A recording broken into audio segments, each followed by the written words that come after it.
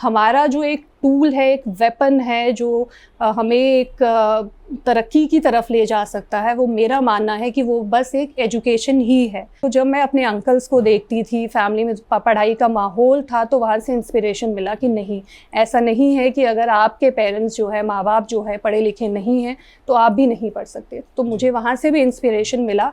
नहीं तेरा नशेमन कसर सुल्तानी के गुंबद पर, तू शाही है बसेरा कर पहाड़ों की चट्टानों पर। मेरा नाम फ़हीम टाक है और आप देख रहे हैं टॉपिक टुडे।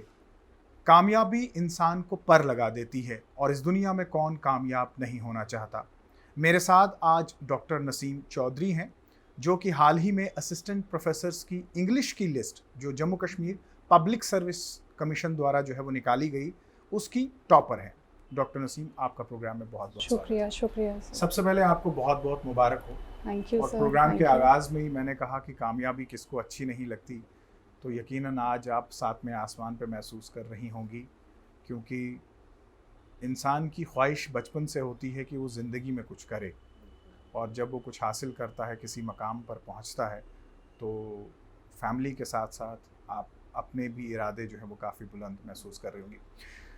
सबसे पहले आपसे जानना चाहूँगा कि आपकी बुनियादी तालीम कहाँ से हुई और आप ख़ुद कहाँ से हैं, आपकी एजुकेशनल क्वालिफ़िकेशंस क्या हैं? सर, मेरी जो तालीम है वो बेसिकली केबी पब्लिक स्कूल से मेरी जो तालीम थी वो शुरू हुई। खुदाबख्श नाम जो है उससे भी जाना जाता है वो स्कूल, जो गुज्जर देश चैरिटेबल ट्रस्ट जो है वो ट्रस्ट उस स्कूल को चलाता है, जिसके फाउंडर जो है, जैसे हम सबको पता है कि डॉक्टर मसूद चौधरी जो है, जिनको अभी हम बाबाए कौम से भी जानते हैं। सो उन्होंने एक विजन के साथ ये स्टार्ट किया था कि हमें, जैसे हमें पता है, आप भी जानते हैं कि मैं एक ऐसी कम्युनिटी से बिलोंग करती हूँ जिसका लिटरेसी रेट जो है हमारी सोसाइटी में बहुत कम है। तो उनका एक विजन था, क्योंकि हमें पता है कि अगर हमें तरक्की करनी है तो हमें जो है, हम स्पेशली अगर मैं अपनी कम्युनिटी की बात करूं, क्योंकि हमारे पास जो है बाकी रिसोर्सेज इतने नहीं थे, तो हमें, हमारे पास एक एजुकेशन ही ऐसा सोर्स था जिसके थ्रू हम ऊपर जा सकते थे। तो उनका ये विजन था स्कूल स्टार्ट करने का। उसी विजन के साथ जो स्कूल उनका जो बनाया गया, उसमें मैंने एडमिशन लिया। उससे पहले जो था, मैं लाइक सेकंड थर्ड तक केंद्रीय विद्यालय नंबर 2 में पढ़ती थी। पर जब वो स्कूल स्टार्ट किया गया, उनके जो मेंबर्स थे उनका भी यही था कि हमें जो है इनिशिएट अब कहीं ना कहीं से तो स्टार्ट करना ही था, तो फिर क्यों ना हम अपने बच्चों को ही आगे लेके आए, स्कूल में लें। अब मेरे पास अपॉर्चुनिटी थी कि मैं भी बाकी जो बच्चे हैं उनके साथ केंद्रीय विद्यालय में पढ़ती और बड़े स्कूल जो हैं जम्मू के, उनमें पढ़ती। बट मैंने तब, मेरे पेरेंट्स जो डिसीजन लिया उसके अकॉर्डिंग जो था, मुझे उस स्कूल में जाना था, तो मैंने उस स्कूल से अपनी जो थी वो तालीम स्टार्ट की। देन उसके बाद अपना 10th 12th मैंने उसी स्कूल से किया। फिर उसके बाद जो था कि मैंने अपना ग्रेजुएशन जो है वो गवर्नमेंट विमेन कॉलेज गांधीनगर में किया। अब जब मैंने ग्रेजुएशन में एडमिशन लिया, तो अब आपको भी पता है, आपने भी ग्रेजुएशन किया है, तो हमारा इंग्लिश जो है वो एक कंपलसरी सब्जेक्ट है। तो जब मैंने ग्रेजुएशन में एडमिशन लिया, उसके बाद मेरा इंटरेस्ट जो था वो इंग्लिश में डेवलप हो गया। अब इंग्लिश में डेवलप हो गया तो मुझे जो ग्रेजुएशन में मेरा इंग्लिश लिटरेचर सब्जेक्ट नहीं था, सिंपली मेरा इंग्लिश था, तो उसके लिए मुझे एडमिशन लेना था। तो समहाउ जम्मू यूनिवर्सिटी में नहीं हो सकता था, क्योंकि आपको पता है अगर आप ज़ूलॉजी के स्टूडेंट हैं ग्रेजुएशन में, ओनली देन आपको ज़ूलॉजी मास्टर्स में मिलेगा। तो मेरा लिटरेचर नहीं था, इसलिए जम्मू यूनिवर्सिटी में मुश्किल था। तो इसलिए मैंने श्री माता वैष्णो देवी यूनिवर्सिटी का एंट्रेंस दे दिया, वहाँ का क्वालिफाई हो गया, तो मास्टर्स मैंने अपनी वहाँ पे की। देन उसके बाद मास्टर्स करने के बाद अब सबको था, कोई किसी फील्ड में जा रहा था, कोई जॉब की तरफ चला गया, किसी ने, लाइक सबका अपना अपना प्लान था। अब मेरा ये था, सब कुछ मेरे फ्रेंड्स जो थे वो जॉब में चले गए, कुछ जो थे, कुछ जो फीमेल फ्रेंड्स थी उनकी शादियां हो गई, बट मुझे इंटरेस्ट था कि मुझे आगे जो है वो अपनी पढ़ाई कंटिन्यू रखनी है। देन उसके बाद मैंने फिर एंट्रेंस दिया, जम्मू यूनिवर्सिटी का एंट्रेंस दिया, then central university of Jammu का एंट्रेंस दिया, देन JNU का दिया, दिल्ली यूनिवर्सिटी, बहुत सारे एंट्रेंस दिए। बट उस दौरान जो था मेरा JNU में सिलेक्शन हो गया था। तो फिर बट उसके बाद आफ्टर JNU मेरा जो था वो सेंट्रल यूनिवर्सिटी जम्मू में भी हो गया था for MPhil PhD। Then family का भी था डिसीजन, मेरा भी वही डिसीजन था। फिर मैंने सेंट्रल यूनिवर्सिटी जम्मू में जो है वो एडमिशन लिया फॉर एमफिल पीएचडी, क्योंकि मेरा ऐसा नहीं मानना है कि आप एक इंटेलेक्चुअल तभी हो सकते हैं अगर आप बड़े स्कूल में पढ़े हैं या आप जो है जेएनयू में पढ़े हैं या दिल्ली यूनिवर्सिटी में पढ़े हैं। ऐसा नहीं है, आपका जो है इंटेलेक्चुअल लेवल जो है वो किसी इंस्टीट्यूट के साथ हम लिंक नहीं कर सकते। सो इसलिए मैंने ये डिसीजन लिया कि मैं अपनी पढ़ाई जो है वो जम्मू में रहकर ही सेंट्रल यूनिवर्सिटी जम्मू से करूँगी। सो मैंने सेंट्रल यूनिवर्सिटी जम्मू में अपना एमफिल किया 2015 में। मेरे गाइड जो थे मिस्टर मिर्ज़ा अहमद अफजल फ़ारूक के साथ किया, उनका भी बहुत बड़ा सपोर्ट रहा। देन 2019 में मैंने अपनी पीएचडी सेंट्रल यूनिवर्सिटी जम्मू से ही कंप्लीट की। सो इस दौरान मैं अपना क्रेडिट जो है वो मैं अपने टीचर्स को भी देना चाहूँगी, क्योंकि हमें पता है कि उस्ताद के बिना हम जो है आगे नहीं पहुँच सकते। सो स्कूल में जो टीचर्स थे उनका भी बहुत बड़ा रोल है, क्योंकि एक विजन के साथ स्कूल स्टार्ट किया गया। तो शुरुआत थी उस दौर में स्कूल जो था वो नया नया बना था, तो टीचर्स भी हम लोगों पे बहुत मेहनत करते थे और हमने भी जो था, मैंने भी अपना जो था वो स्कूल में बेस्ट दिया। सो इसलिए जो क्रेडिट है वो टीचर्स को भी जाता है, देन मेरे गाइड को जाता है। डॉक्टर वंदना शर्मा है हमारी सेंट्रल यूनिवर्सिटी की हेड एट प्रेजेंट, उनसे जाता है, क्योंकि उनके साथ ही मैंने अपना जो इंग्लिश लिटरेचर का सफ़र है वो स्टार्ट किया। जैसे मैंने बताया कि मैंने श्री माता वैष्णो देवी यूनिवर्सिटी से अपनी मास्टर्स की, सो वो पहले वहाँ पर श्री माता वैष्णो देवी यूनिवर्सिटी में हेड थी, तो उनसे मेरा जो लिटरेचर का सफ़र था वो स्टार्ट हुआ। और फैमिली का एज़ यू नो कि सबका फैमिली का सपोर्ट तो होता ही है, तो मेरी फैमिली का भी बहुत बड़ा सपोर्ट था। अगर मैं अपने पेरेंट्स की बात करूं, बायोलॉजिकल पेरेंट्स की बात करूं, तो दे वर नॉट एडुकेटेड, बट एक ऐसा एटमॉस्फेयर था, आपको पता है हम ऐसी सोसाइटी में रहते हैं कि अभी भी हमारे यहाँ पे जॉइंट फैमिली वाला कल्चर है, सिस्टम है। तो जब मैं अपने अंकल्स को देखती थी, फैमिली में पढ़ाई का माहौल था, तो वहाँ से इंस्पिरेशन मिला कि नहीं, ऐसा नहीं है कि अगर आपके पेरेंट्स जो है, माँ बाप जो है पढ़े लिखे नहीं हैं तो आप भी नहीं पढ़ सकते। तो मुझे वहाँ से भी इंस्पिरेशन मिला और फिर मैंने जो है अपना पढ़ाई कंप्लीट की। डॉक्टर साहब ये बताएं, जैसे आपने अपनी ज़िंदगी के बड़े अहम मरहलों की बात की, आपने बचपन की बात की, आपने उसके बाद school, college, university, central university, बहुत लंबा सफ़र जो है वो आपने बयान किया। इस सब में सबसे पहले मुझे ये बताइए, क्या आपने ये पहले ही फ़ैसला लिया था कि आपको टीचिंग के ही प्रोफेशन में जाना है? सर पहले तो ऐसा फ़ैसला मैंने पहले नहीं लिया। स्कूल में अब ऐसा तो नहीं कहूँगी कि I was always the topper, but I was a bright student. So जब 12th हो गया मेरा, सबका ये रहता है कि either you want to be a doctor or you want to be a engineer, क्योंकि हम ऐसे सोसाइटी में रहते हैं कि हम देखते हैं कि एक डॉक्टर या इंजीनियर ही जो है, हम उनको ही क्रेडिट देते हैं कि वही एक सक्सेसफुल पर्सन हो सकता है सोसाइटी में। अब मैंने भी आफ्टर 12th जो था एंट्रेंस दिया था फॉर दिस MBBS और BDS उनके लिए, तो समहाउ मेरा सिलेक्शन नहीं हुआ। देन मेरे अंकल, मुझे भी था कि मेरे फ्रेंड्स का हुआ, मेरा नहीं हुआ। Then he came to me, उन्होंने मुझे समझाया कि अगर मैं भी जब अपनी पढ़ाई करता था, ही इज़ अ लॉयर, वो उन्होंने लॉ किया है, कि लॉ के दौरान मेरे भी फ्रेंड्स थे जो पढ़ाई कर रहे थे, इन बिटवीन उनकी जॉब लगी, वो क्लर्क बन गए थे, मुझे भी हुआ कि मैं जो है मेरी जॉब नहीं लगी, बट समहाउ वो उस चीज़ में खुश हैं कि उनकी तब जॉब वहाँ पे नहीं लगी और वो आज जो है इतने सक्सेसफुल एडवोकेट हैं, उस पोजीशन पे है। तो मुझे भी वहाँ से इंस्पिरेशन मिला। उन्होंने मुझे कहा कि अगर आपका नहीं हुआ तो God has better plans for you, Allah ने आपके लिए बेहतर सोचा है। सो उस डे से मैंने स्टार्ट कर लिया कि मुझे जो है वो टीचिंग लाइन में जाना है। मुझे ऐसा नहीं है, भटकना नहीं है कि आज मैं सिविल सर्विसेज के लिए करूँगी या मैं मेडिकल फील्ड में जाऊँगी। तो मैंने डिसाइड कर लिया था कि मैं जो है वो टीचिंग लाइन में जाऊँगी, मुझे टीचिंग में इंटरेस्ट है। सो आज आप अंकल की बात को मानते हैं, यकीन करते हैं उनकी इन बात को कि उन्होंने जो मशवरा दिया था वो सही था। अच्छा ये बताइए, आप एक नोबल प्रोफेशन में आप आ चुके हैं, टीचिंग का प्रोफेशन है, आपने खुद अभी खुदाबख्श स्कूल की बात की और आपने क्लासरूम के एनवायरनमेंट का थोड़ा सा जिक्र किया। किस तरह से पढ़ाएंगी? आपको क्या लगता है कि एक अच्छा टीचर, एक अच्छा काबिल प्रोफेसर, असिस्टेंट प्रोफेसर जो है वो क्या होना चाहिए, क्या क्वालिटीज़ होनी चाहिए उसके साथ, और आजकल के दौर में क्या रिलेशन उसको शेयर करना है अपने स्टूडेंट्स के साथ? जी, सो फर्स्ट ऑफ ऑल मेरा तो ये मानना है कि टीचिंग जो है, as you already told us, कि एक नोबल प्रोफेशन है, बिल्कुल एक नोबल प्रोफेशन है। तो हमें यहाँ पे लाइक जैसे ओल्ड स्कूल की बात करें तो एक स्ट्रिक्ट सा एटमॉस्फेयर था, बट मेरा ये मानना है कि ऐसा स्ट्रिक्ट सा एटमॉस्फेयर नहीं होना चाहिए, एक टू वे कम्युनिकेशन होना चाहिए। लाइक वहाँ पे ऐसे डिक्टेटरशिप जैसा नहीं, या सिर्फ टीचर ने लेक्चर दिया और क्लास ख़त्म हो गई। हमें वहाँ पे इंटरेक्शन करना है।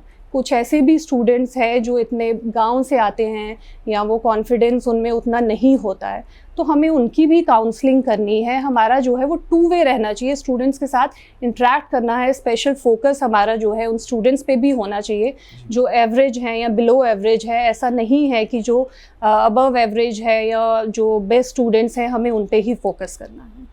अच्छा, जैसे खुद आपने कहा कि आप एक सेक्ट से बिलोंग करते हैं, कम्युनिटी से बिलोंग करते हैं, जाहिर सी बात है उन लोगों की भी बहुत उम्मीदें जो है वो आपसे जुड़ी होंगी। क्या कोशिश रहेगी आपकी कि आप अपनी सोसाइटी को, अपनी कम्युनिटी को जो है वो कंट्रीब्यूट कर सकें? सो मेरी पहले से ही ये कोशिश थी कि मुझे अपनी कम्युनिटी को पे बैक करना है। लाइक मैं जिस सोसाइटी से, मैंने पहले भी बताया कि मैं गुजर कम्युनिटी से बिलोंग करती हूँ, लिटरेसी रेट नहीं है, या मेरे पेरेंट्स अपने दे वर नॉट वेल एजुकेटेड। तो अब सोसाइटी ने, मैंने उस स्कूल में पढ़ा है, एक ट्रस्ट जो है उसका वो स्कूल है, उनका एक विजन था कि हमें अपने बच्चों को आगे लेके जाना है। तो अब उनका हम पे ट्रस्ट था, उन्होंने हम पे जो है हमें इतना यकीन जताया कि ये हमारे बच्चे जो हैं ये हमें आगे लेके जा सकते हैं, या हम जिस मुकाम तक है ये इस लेगेसी को आगे कंटिन्यू कर सकते हैं। तो इसलिए मेरा भी यही रहेगा कि मैं कंट्रीब्यूट करूँगी। अब ऐसा नहीं है क्योंकि हमारी सोसाइटी में हम एक एडमिनिस्ट्रेटर को हम ज़्यादा जो है वो प्रेफरेंस देते हैं या एक डॉक्टर को, बट मेरा ऐसा मानना नहीं है कि हम एक अगर एडमिनिस्ट्रेटर है, मैं IAS हूँ या KS हूँ तो ही मैं सोसाइटी में कंट्रीब्यूट कर सकती हूँ। नहीं, ऐसा नहीं है। थ्रू एजुकेशन, थ्रू रिसर्च, जैसे मैंने कहा कि मैंने PhD किया है, मैं एक रिसर्च स्कॉलर थी, अभी भी I am a researcher also, तो मैं थ्रू रिसर्च कंट्रीब्यूट करूँगी। जब मैं अपनी मास्टर्स कर रही थी तब भी मैंने अपना जो डिसर्टेशन था, ऑल्दो एक छोटा सा पार्ट था वो मेरी ये मास्टर्स का, उसमें भी मैंने अपनी लैंग्वेज पे, गोजरी लैंग्वेज पे रिसर्च किया था। ठीक है सर, जैसे हम जानते हैं लाइक इन इंग्लिश लैंग्वेज, जैसे इंग्लिश लैंग्वेज में 5 वॉवल्स हैं, AEIOU हम याद जानते हैं, वैसे सिमिलरली उर्दू में भी होंगे। सो मेरा जो रिसर्च का पार्ट था उसमें मैंने ये जाना कि गोजरी लैंग्वेज में 13 वॉवल्स होते हैं। लाइक जैसे हमें पता है sir, for example singular plural हम सबको पता है क्या है, नाउन्स हम सब जानते हैं। सो नाउन में जैसे हम उर्दू की बात करें, अगर हम बोलते हैं कि ये कुर्सी है, वो सिंगुलर है, उसका जो प्लूरल है कुर्सियाँ हो गया, इज़न्ट इट? तो वैसे ही सिमिलरली जब मैंने अपनी लैंग्वेज पे रिसर्च करना स्टार्ट किया तो मुझे कुछ यूनिक फीचर्स दिखे। जैसे मैंने आपको बताया कि उसमें 13 वॉवल्स हैं। सिमिलरली जब हम नाउन को सिंगुलर से प्लूरल में कन्वर्ट करते हैं, तो अगर हम फॉर एग्जांपल कुड़ी जो है गोजरी में लड़की को बोलते हैं, तो एक कुड़ी जो है वो सिंगुलर भी हो सकता है, जब उसे प्लूरल में ट्रांसलेट करेंगे, ट्रांसफॉर्म करेंगे, तो वो सिमिलरली सेम ही रहेगा। लाइक जैसे सिंगुलर में कुड़ी है तो वो वैसे ही कुड़ी ही रहेगा, कुड़ियाँ वैसा नहीं रहेगा। तो ये कुछ यूनिक फीचर्स है अपनी लैंग्वेज के, वो मैंने तब फाइंड आउट किए जब मैंने उस पर रिसर्च किया, तो वहाँ से भी मेरा इंटरेस्ट जो था डेवलप हुआ। सो इसलिए मैं थ्रू रिसर्च अपनी कम्युनिटी को पे बैक करना चाहूँगी, कंट्रीब्यूट करना चाहूँगी। डॉक्टर साहब, बेटियां जो हैं वो आजकल मैं कहूँगा कि बेटों से बेहतर कर रही हैं, और ख़ासकर आपने जैसे अभी जिक्र किया गुजर कम्युनिटी का। अनफॉर्चुनेटली आज भी अगर हम देखें तो दूर दराज के जो इलाके हैं वहाँ पे जो गुजर कम्युनिटी के लोग हैं वो अभी भी बच्चों को उस पढ़ाई की तरफ जो है वो नहीं ले जा रहे हैं जिस पढ़ाई की तरफ जो है उन्हें ले जाना चाहिए। तो क्या आपका ये मैसेज रहेगा कि जो गुजर कम्युनिटी के लोग हैं वो बच्चों को पढ़ाएं? बिल्कुल बिल्कुल, मेरा यही मैसेज रहेगा कि हमें जो है एजुकेशन पे फोकस करना है, क्योंकि ऐसा नहीं है कि हम, हमारी कम्युनिटी या हम बहुत ही ज़्यादा वेल ऑफ है या हम बिजनेसमैन है, हमारे पास रिसोर्सेज है, ऐसा नहीं है। हमारा जो एक टूल है, एक वेपन है जो हमें एक तरक्की की तरफ ले जा सकता है, वो मेरा मानना है कि वो बस एक एजुकेशन ही है। सो हमें एजुकेट करना है अपने बच्चों को। इसमें सर जो हमारा ट्रस्ट है गुजर देश चैरिटेबल ट्रस्ट, वो भी बहुत कंट्रीब्यूट कर रहा है। वहाँ पे वो कैंप्स लगाते हैं। हाल ही में उन्होंने एक सेमिनार ऑर्गेनाइज़ किया था जो it was one of its kind, उससे पहले ऐसा नहीं हुआ था, जो स्पेशली विमेन पे फोकस करता था। तो मेरा भी यही रहेगा कि हमें लड़कियों को पढ़ाना है। जैसे हमारा अभी बेटी पढ़ाओ बेटी बचाओ आंदोलन भी जैसे चल रहा है, तो हमें बेटियों पे भी फोकस करना है रादर देन कि सिर्फ हम मेल चाइल्ड पे ही फोकस करें। अच्छा, ये बताएं डॉक्टर साहिबा, ये जो अभी आपने तैयारी की असिस्टेंट प्रोफेसर के एग्ज़ाम के लिए, जाहिर सी बात है आपकी भी फैमिली होगी, पेरेंट इन लॉज होंगे, बच्चे होंगे, तो किस तरह से आपने मैनेज किया? जाहिर सी बात है पढ़ाई के लिए वक्त निकालना है तो बहुत मुश्किल सी बात है, वो किस तरह से आपने मैनेज किया? सर मुश्किल तो था, बट मैं ये कहूँगी कि जैसे मैंने पीएचडी किया था तो आई वॉज कॉन्फिडेंट, समहाउ मुझे कॉन्फिडेंस था कि मुझे, जब मैंने पीएचडी किया है, रिसर्च किया है, तो यू गेट द कॉन्फिडेंस। आपने जब इतनी पढ़ाई की होती है आपको कॉन्फिडेंस तो आ जाता है। बट सिंस मैं भी आई एम इनटू फैमिली, मेरे भी फैमिली है, मेरा एक बच्चा भी है, तो वो थोड़ा सा डिफ़िकल्ट था। बट मेरी जो पैटर्नल फैमिली है उन्होंने बहुत सपोर्ट किया, मेरे लॉज वाली फैमिली ने, स्पेशली माय हस्बैंड, जब मैं पढ़ती थी वो बच्चा रखते थे, उसको संभालते थे, तो उसमें काफ़ी सपोर्ट किया उन्होंने। अच्छा ये बताएं, मैं अक्सर जिनका भी, चाहे वो सिविल सर्विसेज में कामयाब हुए हैं या फिर केएस के परीक्षाओं में कामयाब, उनसे मैं अक्सर ये सवाल पूछता हूँ, आपसे भी जानना चाहूँगा। आप ये बताइए कि आपकी ज़िंदगी का, मुझे लगता है कि ये सबसे बड़ा दिन रहा होगा जब आपका नाम जो है वो लिस्ट में आया होगा। तो आप उस वक्त कहाँ पे थी? लिस्ट के बारे में, आपके नाम के बारे में इन्फॉर्मेशन किसने आपको दी? आपने खुद देखा? और सबसे पहले आपने ये मोमेंट किसके साथ शेयर किया? सर जैसे मेरी शादी जो है वो अखनूर में हुई है, but basically I belong to Jammu only. So मेरे बेटे का, इज़ 1.5 ईयर ओल्ड, उसका वैक्सीनेशन था नेक्स्ट डे, तो डॉक्टर ने सुबह ही बोला था कि आप मॉर्निंग में वैक्सीनेशन कर लें। तो मैं रात को ही, शाम को 9:30 जो है अपने पैटर्नल होम पहुंच गई थी। तो वहाँ पर आकर अब जो भी एस्पिरेंट्स थे एपी के, उन्होंने व्हाट्सएप पे एक ग्रुप बनाया था। तो जब आपको पता है बेटियां घर पे आती है तो घर वाले सारे बैठ जाते हैं, तो वैसे ही मेरे ग्रैंड पेरेंट्स, मेरी मदर, मेरे अंकल और मेरी जो कज़न्स हैं, मेरे सिबलिंग्स हैं, हम सारे लोग बैठे हुए थे। देन वैसे लिस्ट फ्लैश की उस पर, और सडनली मैंने वो खोल के देखा तो वो लिस्ट थी। तो अब मेरे हाथ, तो I was trembling with fair कि पता नहीं अब क्या होगा। कॉन्फिडेंस तो मुझे था कि हो जाएगा, बट फिर भी थोड़ा सा एक फेयर रहता है। तो मेरे हस्बैंड साथ ही बैठे थे, मैंने उनको कहा कि यू सर्च द लिस्ट, आप मेरा नेम सर्च करो लिस्ट में। तो उन्होंने लिस्ट खोली, उन्होंने जो एसटी का सेक्शन था उस पे गए, वहाँ पे वो देख रहे थे। उन्होंने जब पूरा देखा, 14 पोस्ट थी, 14 कैंडिडेट्स है, उनमें मेरा नाम कहीं पे भी नहीं है।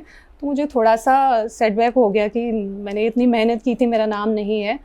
देन ही टोल्ड मी कि कोई बात नहीं, हो सकता है तुम्हारा ओपन में भी हो सकता है। तो उन्होंने जब नीचे से स्टार्ट किया देखना, तो फिर जब मेरा नाम उन्होंने देखा लिस्ट में, फिर उन्होंने मुझे बताया, फिर सारी फैमिली, वो लोग भी सारे वहीं पर थे। तो it was a family moment, ऐसे नहीं अकेला, फिर सब लोगों के साथ वहीं पे थे सारे लोग, तो शेयर किया। आपने कभी ये तसव्वुर किया था कि आप टॉप करेंगी? नहीं सर, ऐसा नहीं था। मैंने नहीं सोचा था कि मैं टॉप करूँगी या मैं इतना अच्छा रैंक ले पाऊँगी लिस्ट में, बट कॉन्फिडेंस था कि आई विल बी इन, कि मेरा हो जाएगा। तो बट इतना ऊपर नाम आएगा ये मुझे नहीं था। अच्छा, सब्जेक्ट की बात करें तो इंग्लिश एक ऐसा सब्जेक्ट है जो बचपन से ही हम पढ़ते हैं, लेकिन जब फैसले की घड़ी आती है ग्रेजुएशन के बाद, जब हम मास्टर्स की बात करते हैं, तो बहुत कम लोग ऑप्ट करते हैं इंग्लिश को। आप मुझे बताइए, English subject as a career जो है वो कितना अच्छा है, और ख़ासकर कितने एवेन्यूज़ हैं इसमें, अगर हम स्कोप की बात करें तो? बिल्कुल सर, जैसे हम सबको पता है कि हमारा जो, अब जिस दुनिया में हम रहते हैं, हमारा जो वर्ल्ड जो है, हम उसे ग्लोबलाइज्ड विलेज नाम देते हैं। जी। ठीक है, वो ग्लोबलाइज्ड है, हम एक दूसरे से कनेक्टेड है। पहले वाला टाइम नहीं है कि हम इंडिया में हैं या हमें डिफरेंट स्टेट्स के साथ भी जो था, अगर कम्युनिकेट करना था तो वो मुश्किल था।